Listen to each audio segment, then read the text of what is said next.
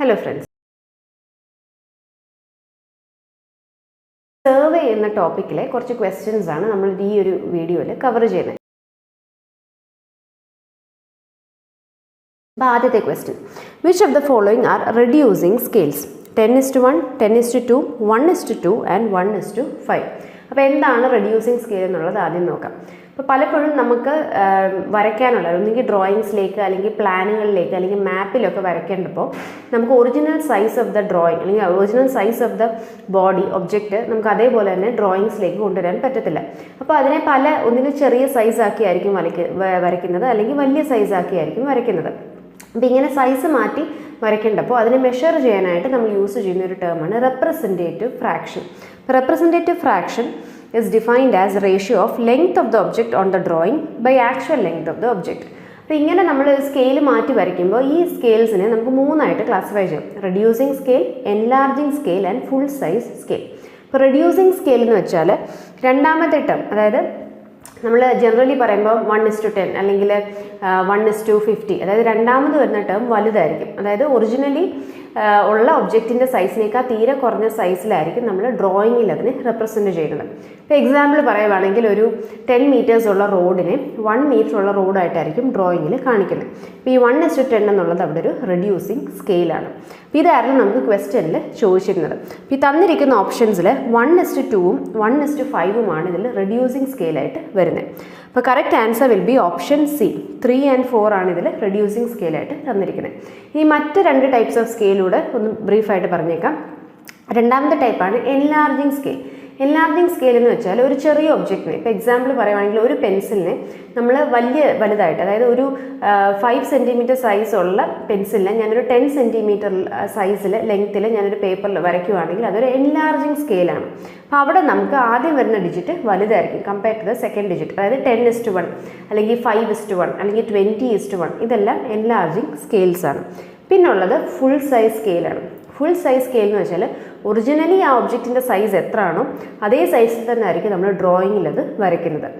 അതായത് 5 centimeter ഉള്ള ഒരു പെൻസിലിനെ 5 centimeter ആയിട്ട് തന്നെ ഡ്രോയിങ്ങിൽ വരയ്ക്കുവാണെങ്കിൽ അതൊരു ഫുൾ സൈസ് സ്കെയിൽസ് ആണ്. അപ്പം 3 ടൈപ്പ് സ്കെയിൽ പഠിച്ചു: reducing scale, enlarging scale and full size scale.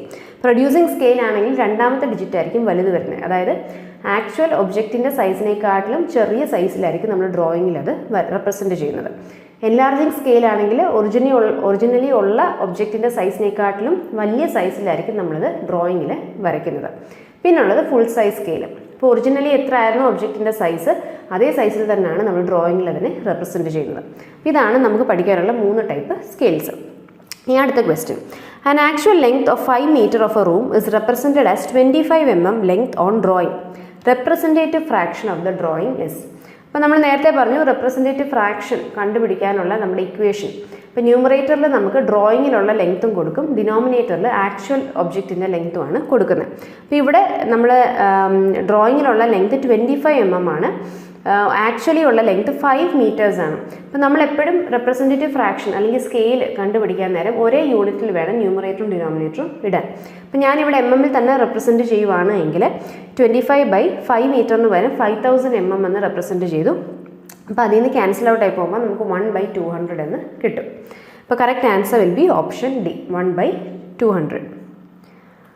അടുത്ത question, in which type of survey the shape of the earth is taken into account? Options: geological survey, geodetic survey, plain survey, none of these. Okay, ഇവിടെ ഇപ്പോൾ ഓപ്ഷൻസിൽ തന്നിരിക്കുന്നത് ആദ്യം geological survey ആണ്. Geological survey കൊണ്ട് ഉദ്ദേശിക്കുന്നത് നമ്മുടെ എർത്തിൻ്റെ ക്രസ്റ്റിലുള്ള പല ലെയേഴ്സിനെ, അതായത് റോക്ക് ഫോർമേഷൻസിനെ, പല സോയിൽ സ്ട്രാറ്റ, ഇതിനെയെല്ലാം സ്റ്റഡി ചെയ്യാനായിട്ട് നമ്മൾ ചെയ്യുന്ന സർവേ ആണ് ജിയോളജിക്കൽ സർവേ. ഇനി രണ്ടാമത്തെ ജിയോഡറ്റിക് സർവേ ആണ്. നമ്മൾ എർത്തിൻ്റെ കർവേച്ചർ കൺസിഡർ ചെയ്തുകൊണ്ട് ചെയ്യുന്ന സർവേ, അതിനെ ജിയോഡറ്റിക് സർവേ എന്നാണ് വിളിക്കുന്നത്. അപ്പോൾ നമുക്ക് 2 ടൈപ്പ് സർവേ ചെയ്യാം: ജിയോഡറ്റിക് സർവേയും ചെയ്യാം, പ്ലെയിൻ സർവേ ചെയ്യാം. അപ്പോൾ പ്ലെയിൻ സർവേ ആണ് ചെയ്യുന്നതെങ്കിൽ നമ്മൾ എർത്തിൻ്റെ ഷേപ്പ് പ്ലെയിൻ ആണ് എന്ന് കൺസിഡർ ചെയ്തുകൊണ്ടാണ് ചെയ്യുന്നത്.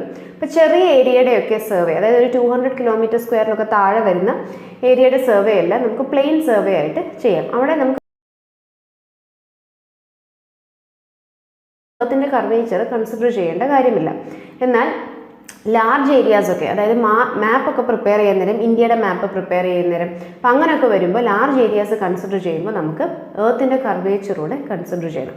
അപ്പം അങ്ങനെ എർത്തിൻ്റെ കർവേച്ചർ കൺസിഡർ ചെയ്യുന്ന type of survey is called geodetic survey. Option B. Which is the carrier for distance measurement in almost all total stations? അപ്പോൾ ടോട്ടൽ സ്റ്റേഷൻ എന്ന ഇൻസ്ട്രുമെൻറ്റിനെ കുറിച്ച് നമ്മൾ പഠിച്ചതാണ്. അപ്പോൾ അവിടെ ഈ ഡിസ്റ്റൻസ് മെഷർമെൻറ്റിനായിട്ട് യൂസ് ചെയ്യുന്ന കാരിയർ വേവ് ഏതാണ് എന്നാണ് ചോദിച്ചിരിക്കുന്നത്. ഓപ്ഷൻസിൽ radio waves, infrared rays, X rays and gamma rays. അപ്പോൾ ടോട്ടൽ സ്റ്റേഷനിൽ നമ്മൾ യൂസ് ചെയ്യുന്നത് ഇൻഫ്രാറെഡ് വേവ്സ് ആണ്. ഇൻഫ്രാറെഡ് വേവ്സ് യൂസ് ചെയ്തിട്ടാണ് നമ്മൾ ഈ ഡിസ്റ്റൻസ് മെഷർമെൻറ്റ് ചെയ്യുന്നത്. അടുത്ത question. The main principle of survey is work from whole to part for preventing accumulation of errors, refer during survey work, identify main survey lines, none of these. അപ്പം principle of survey നമുക്ക് 2 principles of survey ഉണ്ട്. അതിൽ ആദ്യത്തേതാണ് working from whole to part. അതായത് നമ്മൾ outside ബൗണ്ടറിയിൽ survey ചെയ്തിട്ടായിരിക്കും interior ലൊക്കേഷൻസിലേക്ക് നമ്മൾ സർവേ കൊണ്ടുവരുന്നത്. അപ്പോൾ ഈ ഒരു പ്രോസസ്സ് ചെയ്യാൻ കാരണം എറേഴ്സ് റെഡ്യൂസ് ചെയ്യാൻ, മിനിമൈസ് ചെയ്യാൻ വേണ്ടിയിട്ടാണ്. അപ്പോൾ the correct answer is option A, preventing accumulation of errors. Which measurements are taken at right angles to the chain line of a survey work? Perpendicular offset, oblique offset, ranging, tie line. നമ്മൾ survey work ചെയ്യാൻ നേരം നമ്മുടെ main ലൈനിൽ നിന്നും perpendicular ആയിട്ട് offset എടുക്കുന്നതിനെ നമ്മൾ perpendicular offsets എന്നാണ് വിളിക്കുന്നത്. റൈറ്റ് ആംഗിൾ ഓഫ്സെറ്റ്, അതായത് പെർപെൻഡിക്കുലർ ആയിട്ട് ഓഫ്സെറ്റ്സ് എടുക്കുന്നു. ഒബ്ലീക്ക് ഓഫ്സെറ്റ് എന്ന് പറയുമ്പോൾ ഈ 90 ഡിഗ്രി അല്ലാതെ വേറൊരു ആംഗിളിൽ നമ്മൾ ഓഫ്സെറ്റ് എടുക്കുമ്പോൾ അതിനെ ഒബ്ലീക്ക് ഓഫ്സെറ്റ് എന്ന് വിളിക്കും. റേഞ്ചിങ് എന്ന് പറയുന്നത് 2 പോയിൻറ്റ്സിൻ്റെ ഇടയ്ക്ക് നമ്മളൊരു ഇൻ്റർമീഡിയറ്റ് പോയിന്റ് ഫിക്സ് ചെയ്യുന്നതിനെയാണ് റേഞ്ചിങ് എന്ന് വിളിക്കുന്നത്. ഇനി ടൈ ലൈൻ എന്ന് ഉദ്ദേശിക്കുന്നത് നമ്മൾ സർവേ ചെയ്യാൻ നേരം നമ്മൾ ഈ സർവേ ലൈൻസ് നമ്മൾ ഫിക്സ് ചെയ്യാറുണ്ട്. അതിൽ മെയിൻ സ്റ്റേഷൻസിനെ തമ്മിൽ കണക്ട് ചെയ്യുന്ന ലൈൻസാണ് മെയിൻ ലൈൻസ്. അതേപോലെ മെയിൻ സ്റ്റേഷൻസിനുള്ളിൽ ഇൻ്റർമീഡിയറ്റ് പോയിന്റ്സ്, ടൈ സ്റ്റേഷൻസ് നമ്മൾ എടുക്കാറുണ്ട്. ഈ ടൈ സ്റ്റേഷൻസിനെ തമ്മിൽ കണക്ട് ചെയ്യാൻ യൂസ് ചെയ്യുന്ന ലൈൻസാണ് ടൈ ലൈൻസ്. അപ്പോൾ ഇവിടെ കറക്റ്റ് ആൻസർ വരുന്നത് ഓപ്ഷൻ എ ആണ്, perpendicular offsets. The limit of error in 30 metre chain as per BIS. Okay, ഇപ്പോൾ ചെയിൻ സർവേയിങ് നമ്മൾ ചെയ്യാൻ നേരം ഈ ചെയിൻ നമുക്കറിയാം it is made of metal. അപ്പോൾ അതുകൊണ്ട് തന്നെ ഈ അറ്റ്മോസ്ഫിയറിക് ടെമ്പറേച്ചർ ചേഞ്ചസ് ഒക്കെ കാരണം ഇതിൻ്റെ എക്സ്പാൻഷനും കോൺട്രാക്ഷനും ഒക്കെ ഉണ്ടാവും. ഇതുകൊണ്ട് തന്നെ ഈ ചെയിൻ മെഷർമെൻറ്റ്സിൽ എറേഴ്സും വരാനുള്ള ചാൻസസ് ഉണ്ട്. അപ്പോൾ നമ്മുടെ BIS, bureau of Indian standards, ഓരോ ലെങ്ത്തിലും ഇത്ര എറർ വരെ പെർമിറ്റ് ചെയ്തിട്ടുണ്ട്. അപ്പോൾ അതെത്ര എന്നുള്ളത് അറിഞ്ഞിരിക്കണം, ഇമ്പോർട്ടൻ്റ് ആണ്. 1 മീറ്ററിനുള്ളിൽ ±2 mm വരെ എറർ പെർമിറ്റഡ് ആണ്. 5 മീറ്റേഴ്സിനുള്ളിൽ ±3 mm, 20 മീറ്റർ ചെയിൻസിൽ ±5 mm ആൻഡ് 30 മീറ്റർ ചെയിൻസിൽ ±8 mm വരെ എറർ BIS പ്രകാരം പെർമിറ്റഡ് ആണ്. അപ്പോൾ ഇവിടെ ക്വസ്റ്റ്യൻ ചോദിച്ചിരുന്നത് 30 മീറ്റർ ചെയിൻ്റെ പെർമിറ്റഡ് എറർ ആയിരുന്നു. അപ്പോൾ the answer is option B, ±8 mm. The length of a line measured with a 20 meter chain was found to be 250 meters. Calculate the true length of the line if the chain was 10 centimeters too long. Okay, ഇവിടെ ഇപ്പോൾ പറഞ്ഞിരിക്കുന്നത് 20 metre length ആണെന്ന് പറഞ്ഞ് നമ്മളൊരു chain വെച്ച് നമ്മൾ measurement ചെയ്തു. അങ്ങനെ ലെങ്ത് നമുക്ക് 250 മീറ്റർ എന്ന് കിട്ടി. എന്നാൽ പിന്നീടാണ് അറിയുന്നത് ഇത് ആക്ച്വലി 20 മീറ്റേഴ്സ് അല്ല, എക്സ്ട്രാ ഒരു 10 സെൻറ്റിമീറ്റേഴ്സ് കൂടി ഇതിൻ്റെ ലെങ്ത് ഉണ്ടെന്നുള്ളത്. അതായത് ചെയിനിൻ്റെ ലെങ്ത്തിൽ എറർ ഉണ്ടായിരുന്നു. അപ്പോൾ അങ്ങനെ വരുമ്പോൾ ആക്ച്വൽ ലെങ്ത് എത്ര ആണെന്നുള്ളത്, ഈ 250 എന്ന് പറഞ്ഞ് നമ്മൾ മെഷർ ചെയ്ത ലൈനിൻ്റെ ആക്ച്വൽ ലെങ്ത് എത്ര ആണ് എന്നതാണ് കണ്ടുപിടിക്കേണ്ടത്. അപ്പോൾ ഈ ഒരു പോർഷൻ നമുക്ക് വരുന്നത് എറേഴ്സ് ഇൻ ചെയിൻ സർവേയിങ് എന്ന ടോപ്പിക്കിൽ നിന്നാണ്. അപ്പോൾ അതിൽ ഈ ഒരു പർട്ടിക്കുലർ എററിനെ നമ്മൾ കറക്ഷൻ ഡ്യൂ ടു സ്റ്റാൻഡേർഡൈസേഷൻ എന്നാണ് വിളിക്കുന്നത്. അപ്പോൾ ഇത് കണ്ടുപിടിക്കാനുള്ള ഇക്വേഷനാണ് true length is equal to measured length into actual length by designated length. അപ്പോൾ ഇതിൽ മെഷേർഡ് ലെങ്ത് നമുക്ക് 250 മീറ്റേഴ്സ് ആണ് എന്ന് ക്വസ്റ്റ്യനിൽ പറയുന്നുണ്ട്. അപ്പോൾ അങ്ങനെ വരുമ്പോൾ നമ്മൾ ഒരേ യൂണിറ്റിലേക്ക് എല്ലാത്തിനെ ആക്കാൻ വേണ്ടിയിട്ട് എല്ലാം സെൻറ്റിമീറ്ററിലാണ് സബ്സ്റ്റിറ്റ്യൂട്ട് ചെയ്യുന്നതെങ്കിൽ 250 മീറ്റേഴ്സിനെ നമുക്ക് 25,000 സെൻറ്റിമീറ്റർ എന്ന് എഴുതാം ഇൻറ്റു നമ്മുടെ ആക്ച്വൽ ലെങ്ത് എന്ന് പറയുന്നത് 20 മീറ്റേഴ്സ് പ്ലസ് 10 സെൻറ്റിമീറ്റേഴ്സ് ആണ്. അപ്പോൾ അങ്ങനെ വരുമ്പോൾ അതിനെ സെൻറ്റിമീറ്റർ ടേംസിൽ തന്നെ സബ്സ്റ്റിറ്റ്യൂട്ട് ചെയ്തു 2000 + 10 എന്ന് എഴുതി. ഡിനോമിനേറ്ററിൽ നമുക്ക് ഡെസിഗ്നേറ്റഡ് ലെങ്ത് ആണ് കൊടുക്കേണ്ടത്. ഡെസിഗ്നേറ്റഡ് ലെങ്ത് എന്ന് ഉദ്ദേശിക്കുന്നത് എത്ര ലെങ്ത് ആണോ ചെയിന് എന്ന് പറഞ്ഞ് നമ്മൾ മെഷർ ചെയ്യുന്നു ആ ആണ് ഡെസിഗ്നേറ്റഡ് ലെങ്ത്, അതായത് ആ ചെയിനിൽ എഴുതിയിരിക്കുന്ന ലെങ്ത്. അപ്പോൾ അത് 20 മീറ്റർ എന്നാണ് എഴുതിയിരുന്നത്. അപ്പോൾ ഡെസിഗ്നേറ്റഡ് ലെങ്ത് 20 മീറ്റേഴ്സ്. അതിനെയും സെൻറ്റിമീറ്റർ ആക്കിയപ്പോൾ 2000 സെൻറ്റിമീറ്റേഴ്സ് എന്ന് കിട്ടി. സബ്സ്റ്റിറ്റ്യൂട്ട് ചെയ്ത് റീഅറേഞ്ച് ചെയ്യുമ്പോൾ നമുക്ക് 251.25 മീറ്റേഴ്സ് എന്ന് original true length of the line എന്ന് കിട്ടും. അപ്പം നമ്മൾ 250 മീറ്റർ എന്ന് പറഞ്ഞ് മെഷർ ചെയ്ത ലൈനിൻ്റെ ഒറിജിനൽ ലെങ്ത് വാസ് 251.25 മീറ്റേഴ്സ്. അപ്പോൾ correct answer is option C. അടുത്ത question. In survey work, reciprocal ranging is applicable for hilly region, plain region, valley region when end stations are not intervisible. അപ്പോൾ എന്താണ് reciprocal ranging? ഇപ്പോൾ നമുക്ക് രണ്ട് type ranging ഉണ്ട്, direct ranging and indirect ranging.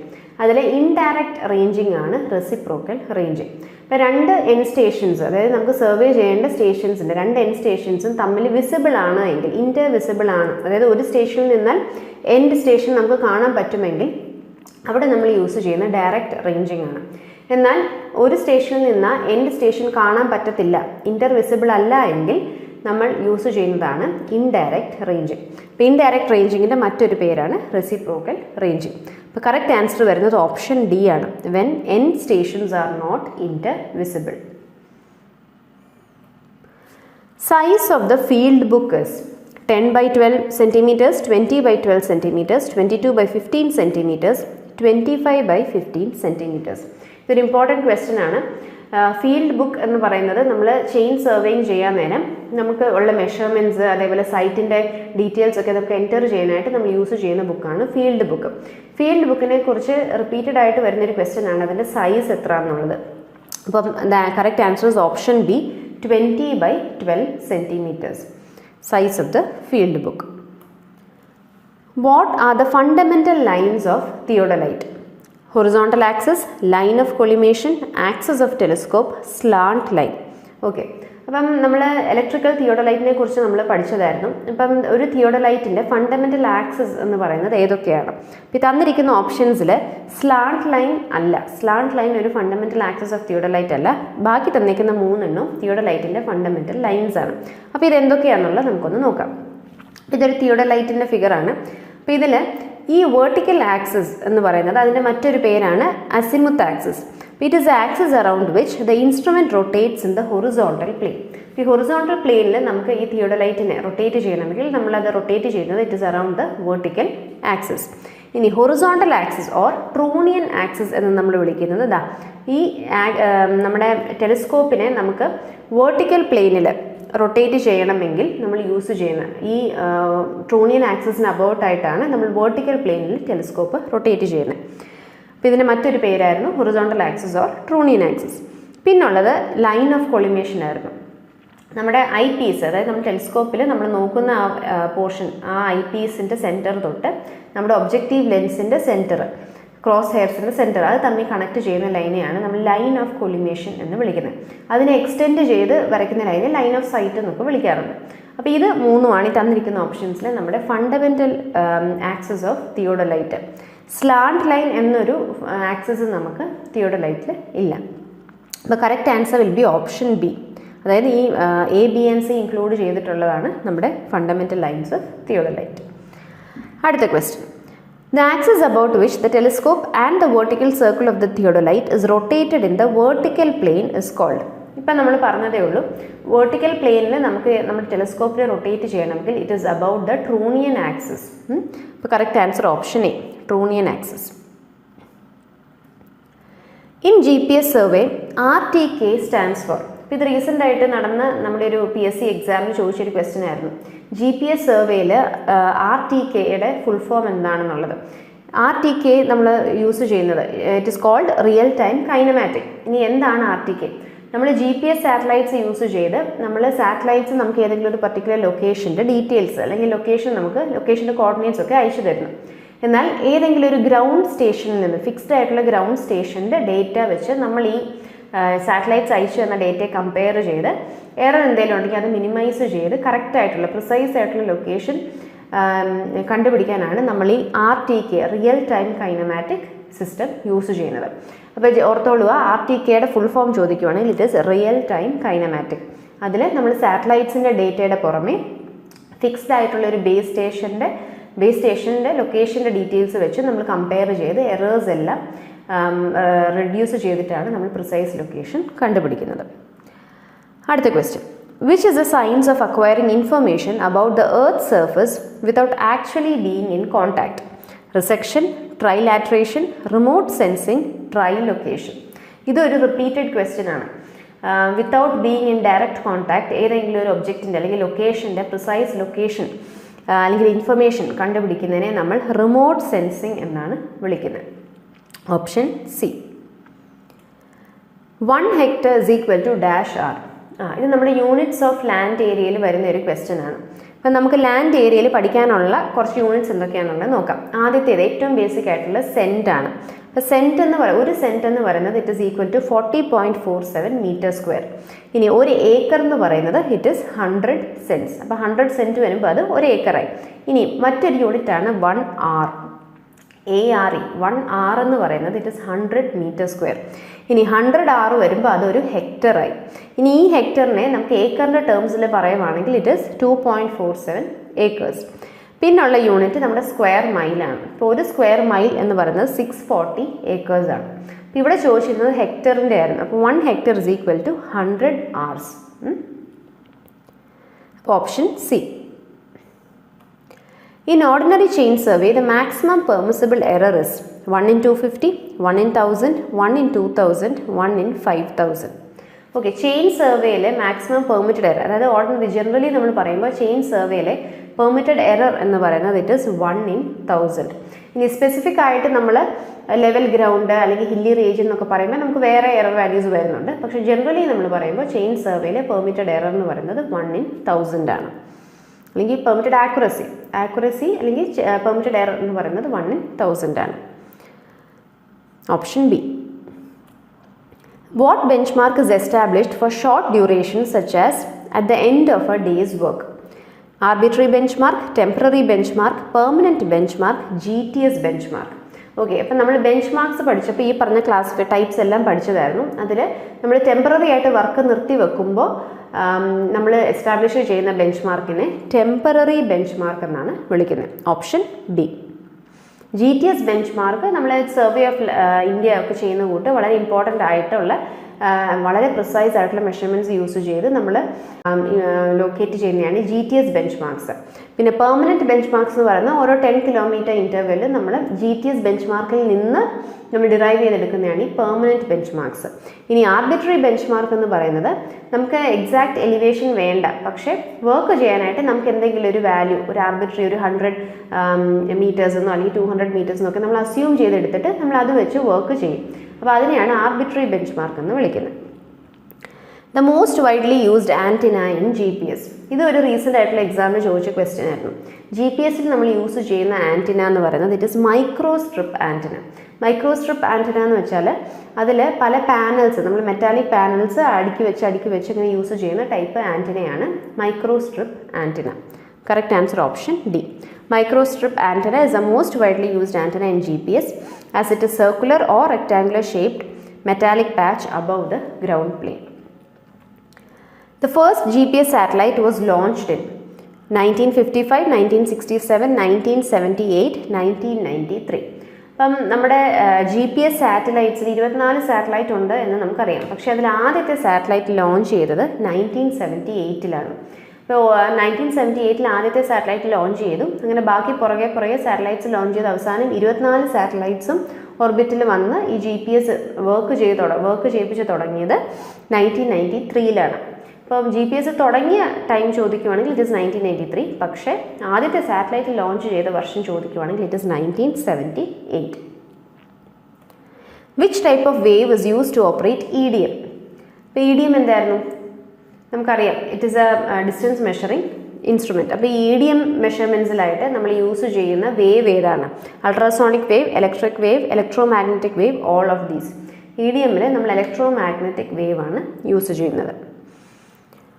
Data collector is used for total station, for controlling the total station, keeping data records, helping data processing, knowing the position of pointing. Okay, data collector എന്ന device നമുക്ക് total സ്റ്റേഷനിൽ നമ്മളെ help ചെയ്യുന്നത് it is to keep the data records. ഈ controlling the total station അതേപോലെ data processing എല്ലാം micro പ്രോസസ്സറിൻ്റെ ഫംഗ്ഷനായിട്ടാണ് വരുന്നത്. ഡേറ്റ റെക്കോർഡ്സ് സ്റ്റോർ ചെയ്യുക എന്നതാണ് നമ്മുടെ ഡേറ്റ കളക്ടറിൻ്റെ യൂസ്. അപ്പോൾ correct answer option B. How the chain is adjusted if the chain is found to increase in length than the standard length? By lengthening the links at handle, by inserting new rings as required, by removing some of the rings, by straightening the bend of links. അപ്പോൾ നമ്മൾ chain എടുക്കാൻ നേരം initially പറഞ്ഞ ലെങ്ത്തിനേക്കാട്ടിൽ കൂടുതലാണ് length. അപ്പോൾ length നമുക്ക് കുറയ്ക്കാനായിട്ട് എന്ത് ചെയ്യാമെന്നാണ് ചോദിക്കുന്നത്. അപ്പോൾ ഇതിൽ removing some of the rings എന്ന ഓപ്ഷൻ മാത്രമേ ഉള്ളൂ നമുക്ക് ലെങ്ത്ത് നമ്മളെ കുറയ്ക്കാൻ ഹെൽപ്പ് ചെയ്യുന്നത്. ബാക്കി ഓപ്ഷൻസ് എല്ലാം നോക്കുവാണെങ്കിൽ അതെല്ലാം ലെങ്ത്ത് ചെയിൻ്റെ ലെങ്ത്തിനെ വീണ്ടും കൂട്ടത്തേ ഉള്ളൂ. അപ്പോൾ കറക്റ്റ് ആൻസർ വരാൻ പോകുന്ന ഓപ്ഷൻ സി ആണ്. ഈ ഓരോ ലിങ്ക്സിൻ്റെ ഇടയ്ക്ക് നമുക്ക് റിങ്സ് വരുന്നുണ്ട്. അപ്പോൾ ഈ റിങ്സ് റിമൂവ് ചെയ്യുന്നത് നമുക്ക് ചെയിനിൻ്റെ ലെങ്ത്തിനെ കുറയ്ക്കാൻ ഹെൽപ്പ് ചെയ്യും. Correct answer option C. Which surveying is taken to determine different strata in the Earth's crust? Geological survey, astronomical survey, archaeological survey, geodetic survey. ഇത് നമ്മൾ നേരത്തെ ഒന്ന് ഡിസ്കസ് ചെയ്തായിരുന്നു. എർത്ത് ക്രസ്റ്റിൻ്റെ പല ലെയേഴ്സ് അതിനെ സ്റ്റഡി ചെയ്യാനായിട്ട് നമ്മൾ ചെയ്യുന്നത് ജിയോളജിക്കൽ സർവേ ആണ്. ഇനി ബാക്കി ഓപ്ഷൻസ് നോക്കുകയാണെങ്കിൽ ആസ്ട്രോണമിക്കൽ സർവേ ഉണ്ട്. ആസ്ട്രോണമിക്കൽ സർവേ നമ്മൾ ചെയ്യുന്നത് സ്റ്റാർസിൻ്റെയും മറ്റ് പ്ലാനറ്റ്സിൻ്റെ അതേപോലെ സണ്ണിൻ്റെ മൂണിൻ്റെ ഇവരുടെയൊക്കെ ലൊക്കേഷൻ കണ്ടുപിടിക്കാനാണ് ആസ്ട്രോണമിക്കൽ സർവേ ചെയ്യുന്നത്. ആർക്കിയോളജിക്കൽ സർവേ ചെയ്യുന്നത് നമ്മൾ ഹിസ്റ്റോറിക്കൽ ബിൽഡിങ് മോണ്യുമെൻറ്റ്സ് ഇതിൻ്റെയൊക്കെയാണ് ആർക്കിയോളജിക്കൽ സർവേയിൽ വരുന്നത്. ജിയോഡറ്റിക് സർവേ നമ്മൾ പറഞ്ഞു എർത്തിൻ്റെ കർവേച്ചറൂടെ കൺസിഡർ ചെയ്തിട്ടുള്ള ടൈപ്പ് ഓഫ് സർവേ വർക്കിനെയാണ് ജിയോഡറ്റിക് സർവേ എന്ന് വിളിക്കുന്നത്. അപ്പോൾ ഇവിടെ correct answer is option A, geological survey. Chain surveying uses the principle of traversing, chaining, ranging, triangulation. ഇത് ഒരു ഇമ്പോർട്ടൻറ്റ് ക്വസ്റ്റ്യൻ ആണ്.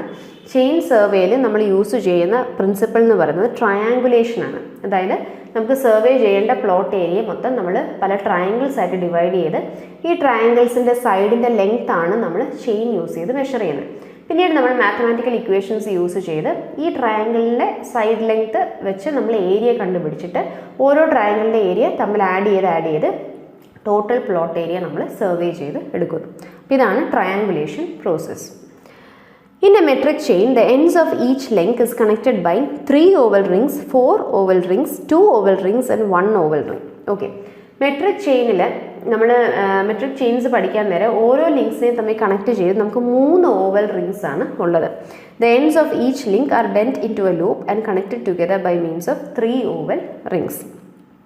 Correct answer option A. Which is used to measure the accuracy of the framework of survey? Baseline, check line, tie line, subsidiary line. ഇത് ഒരു important question ആണ്, പല പ്രാവശ്യം ചോദിച്ചിട്ടുമുണ്ട്. അപ്പം survey വർക്കിൻ്റെ ആക്യുറസി ചെക്ക് ചെയ്യാനായിട്ട് നമ്മൾ യൂസ് ചെയ്യുന്ന ലൈനിനെ check line or proof line എന്നും വിളിക്കാറുണ്ട്. അപ്പം ബേസ് ലൈൻ എന്ന് പറയുന്നത് നമ്മൾ സർവേ ലൈൻസ് ലേ ചെയ്യുമ്പോൾ അതിൽ ഏറ്റവും ലെങ്ത് കൂടിയ ലൈനെയാണ് ബേസ് ലൈൻ എന്ന് വിളിക്കുന്നത്. ടൈ ലൈൻ അല്ലെങ്കിൽ സബ്സിഡറി ലൈൻ രണ്ട് സെയിം ആണ്. അത് എന്ന് പറയുന്നത് ഈ ടൈ സ്റ്റേഷൻസിനെ തമ്മിൽ കണക്ട് ചെയ്യുന്ന ലൈനാണ് tie lines or subsidiary lines. Check line or proof line ആണ് നമ്മുടെ ആക്യുറസി ഓഫ് സർവേ വർക്ക് അത് മെഷർ ചെയ്യാനായിട്ട് നമ്മൾ യൂസ് ചെയ്യുന്ന lines. Correct answer option B. Where single line field book is used in surveying? Ordinary work, small scale work, large scale survey with detailed work, precision work. Okay, നമുക്ക് field ബുക്സിൻ്റെ size നമ്മൾ നേരത്തെ discuss ചെയ്തു. 2 type field books ആണ് സർവേയിങ്ങിൽ use ചെയ്യുന്നത്. Single line field ബുക്കും double line field ബുക്കും. അപ്പോൾ ഇതിൽ സിംഗിൾ ലൈൻ ഫീൽഡ് ബുക്കിൽ നടുക്കൊരൊറ്റ കോളമേ ഉള്ളൂ. അതിൽ നമുക്ക് വളരെ ഡീറ്റെയിൽഡ് ആയിട്ട് ലാർജ് സ്കെയിലിൽ നമ്മൾ സർവേ ചെയ്യാൻ നേരം എല്ലാ ഡീറ്റെയിൽഡ് ആയിട്ട് ചെറിയ ചെറിയ കാര്യങ്ങളിലൂടെ നമുക്ക് ഡീറ്റെയിൽ ആയിട്ട് എഴുതണമെങ്കിൽ നമ്മൾ ഈ സിംഗിൾ ലൈൻ ഫീൽഡ് ബുക്സ് ആണ് യൂസ് ചെയ്യുന്നത്. ഇവിടെ കറക്റ്റ് ആൻസർ വരുന്നത് ലാർജ് സ്കെയിൽ സർവേ വിത്ത് ഡീറ്റെയിൽഡ് വർക്ക് എന്നാണ്. അപ്പോൾ എന്നാൽ ഡബിൾ ലൈനിൽ വരുമ്പോൾ നമ്മൾ അത്ര ഡീറ്റെയിൽ ആയിട്ട് എഴുതാറില്ല. കൂടുതൽ ഡേറ്റ അല്ലെങ്കിൽ ഇൻഡെപ്തിൽ നമ്മൾ ഡീറ്റെയിൽസ് ഒന്നും എൻ്റർ ചെയ്യാത്ത ബുക്ക് ഈ ഡബിൾ ലൈൻ ഫീൽഡ് ബുക്കാണ്. അപ്പോൾ സിംഗിൾ ലൈൻ ഫീൽഡ് ബുക്കിലാണ് നമ്മൾ വളരെ ഡീറ്റെയിൽഡ് ആയിട്ട് എല്ലാം വിശദമായി എഴുതി ലാർജ് സ്കെയിലിൽ സർവേ ചെയ്യുമ്പോഴാണ് നമ്മൾ single line field books use ചെയ്യുന്നത്. Which EDM instrument is fabricated and worked on the propagation of modulated light waves? Total station, tellurometer, geodimeter, Decca navigator. Okay, നമുക്ക് EDM ഇൻസ്ട്രുമെൻസിൽ പല ടൈപ്പ് EDM ഇൻസ്ട്രുമെൻറ്റ്സ് വരുന്നുണ്ട്. അതിൽ important ആയിട്ടുള്ള ചില EDM ഇൻസ്ട്രുമെൻറ്റ്സും അത് use ചെയ്യുന്ന wave ഏതാണ്, ഏത് ടൈപ്പ് വേവ്സ് EDM വേവ്സ് ആണ് യൂസ് ചെയ്യുന്നത് എന്നും അറിഞ്ഞിരിക്കണം. മൈക്രോവേവ് യൂസ് ചെയ്യുന്ന ഇൻസ്ട്രുമെൻറ്റ്സ് ഉണ്ട്. അപ്പോൾ ഈ മൈക്രോവേവ് യൂസ് ചെയ്യുന്ന ഇൻസ്ട്രുമെൻസിൻ്റെ ഒരു എക്സാമ്പിളാണ് ടെലൂറോമീറ്റർ. അതേപോലെ വിസിബിൾ ലൈറ്റ് വേവ്സ് യൂസ് ചെയ്യുന്ന ഇൻസ്ട്രുമെൻറ്റ്സ് ഉണ്ട്. അതിലൊന്നാണ് ജിയോഡിമീറ്റർ. അപ്പോൾ ഇതായിരുന്നു നമുക്ക് ക്വസ്റ്റ്യനിൽ ചോദിച്ചിരുന്നത്, മോഡ്യുലേറ്റഡ് ലൈറ്റ് വേവ്സ് യൂസ് ചെയ്യുന്ന EDM ഇൻസ്ട്രുമെൻറ്റ് ഏതാണെന്നുള്ളത്. അപ്പോൾ അത് ജിയോഡിമീറ്റർ ആണ്. പിന്നുള്ളത് ഇൻഫ്രാറെഡ് ഇൻസ്ട്രുമെൻ്റ് ആണ്. ഇൻഫ്രാറെഡ് വേവ്സ് യൂസ് ചെയ്യുന്ന ഇൻസ്ട്രുമെൻ്റ് ആണ് ഡിസ്റ്റോമാറ്റ്. അപ്പോൾ ഇത് മൂന്നെങ്കിലും അറിഞ്ഞിരിക്കണം. മൈക്രോവേവ് ഇൻസ്ട്രുമെൻ്റ് ഉള്ളത് ടെലൂറോമീറ്റർ ആണ്, വിസിബിൾ ലൈറ്റ് ജിയോഡിമീറ്ററും, ഇൻഫ്രാറെഡ് ഡിസ്റ്റോമാറ്റ്.